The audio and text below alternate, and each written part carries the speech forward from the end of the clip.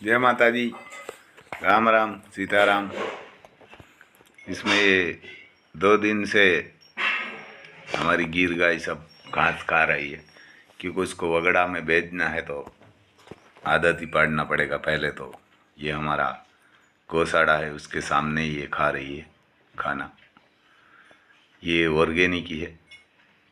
ये ज्वार लगाया हुआ था, लेकिन बरसात 1.5 महीने लगातार हो रही है तो इसीलिए ये ख़राब हो गई थी। तो हमने सोचा ये गाय को भी खिला देंगे और दूसरा इसमें घास लगा देंगे, क्योंकि ये 2 3 4 दिन इधर खाना खाएगी ना, तब उसको थोड़ी आदत हो जाएगी तो वगड़ा में जाएगी। पहले जा रही थी, 1 महीना वगड़ा में गई है काकरेज के पीछे। अभी काकरेज तो जा रही है हमेशा, क्योंकि वो तो बरसात में भी जाती है। इसको आदत पाड़ने के लिए यही करना पड़ेगा। ये हमारा ब्राज़ीलियन मास्टिक डॉन कुत्ता है, बहुत डेंजर आता है। ये तो हमारे तो यहाँ है, काटता नहीं है। ये हमारा भीम नंदी है, क्योंकि ये खाना भी बढ़िया रहता है तो कच्ची, लेकिन वो खिलाना पड़ेगा। कि आप ऑर्गेनिक जैविक खेती करेगी नहीं ना, ऑर्गेनिक प्राकृतिक खेती, तो ये चलेगा भी नहीं। क्योंकि अपना देश में जो ये सब बीमारी आती है ना, वही खाद और दवाई से आती है। जो आप गीर गाय का दूध और कहाँ काकरेज का 250 ग्राम एक 20 लीटर का पंप में डालेंगे और 100 ग्राम गुड़, ये 15 दिन 20 दिन में एक छंटकाव करेंगे ना, कोई भी फसल होगी, बाजरा होगा, ज्वार होगी, कपास होगा, मगफली होगी, डांगर होगा, गेहूँ होगा, सब में, और ये धाना होगा, सब में ये लगाएगा ना, तो कोई भी उसमें कीटाणु नहीं आएगा और दूसरा कोई भी रोग नहीं आएगा। क्योंकि जो ही किसान है तभी आगे आएगा। पूरा देश ऑर्गेनिक करेगा ना, तब अपना माल है वो जो हिंदुस्तान का, वो कोई दूसरे देश वाला खरीदता नहीं है, क्योंकि वो बोलता है इसमें दवाई का ज़्यादा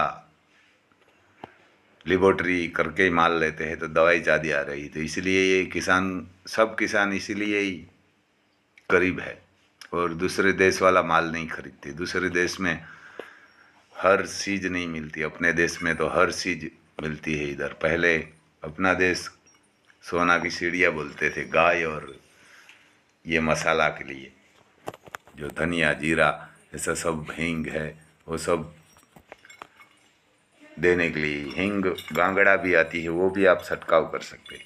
क्योंकि जो नेपाल है, अपने पड़ोसी देश भी है नेपाल, और छोटा भी है और गरीब भी है बहुत। समझो तो अपना मजदूरी है वो, नेपाल है वो हिंदुस्तान में।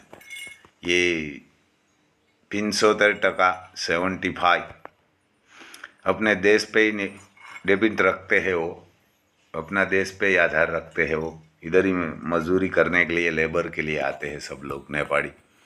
अपना इधर 1000 रुपया होता है उसका, वहाँ 1500-1600 मिलता है नेपाल में। तो वहाँ अपनी 100 ट्रक सब्जी की जा रही थी, आज से मेरे हिसाब से 2 साल पहले। हमेशा 100 के आसपास सब्जी की ट्रक जा रही थी नेपाल में।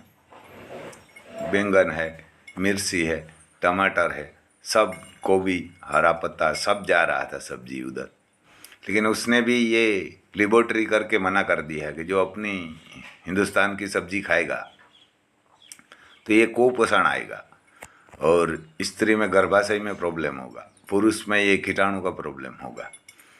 तो ये जो अपना मजूरी समझो, ये नेपाल है वो देश, तो वो अपनी सब्जी नहीं खाते हैं। अपने घर पे जो अपना लेबर आता है वो अपनी सब्जी नहीं खाते, और आप खाते हैं। तो आप ही सोचिए आप कितना गिरा हुआ इंसान होता है, और कितनी आप जहर डालते हैं और खाद डालते हैं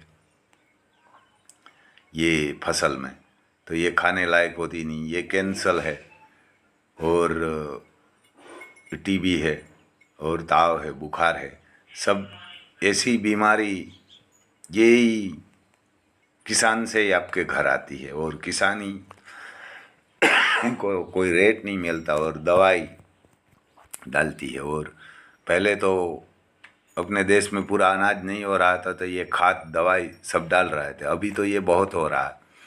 जो अब सब ऑर्गेनिक खेती करेगा ना तो ये हर देश अपनी चीज़ खरीदेगा, क्योंकि ये 15,000 2,000 5,000 लोग करेगा तो उससे कोई ज़्यादा फर्क नहीं पड़ेगा, क्योंकि विदेश में उसी का माल भी नहीं रखता, थोड़ा होता है। तो सब माल ऑर्गेनिक होगा ना तो अपना देश भी एक दिन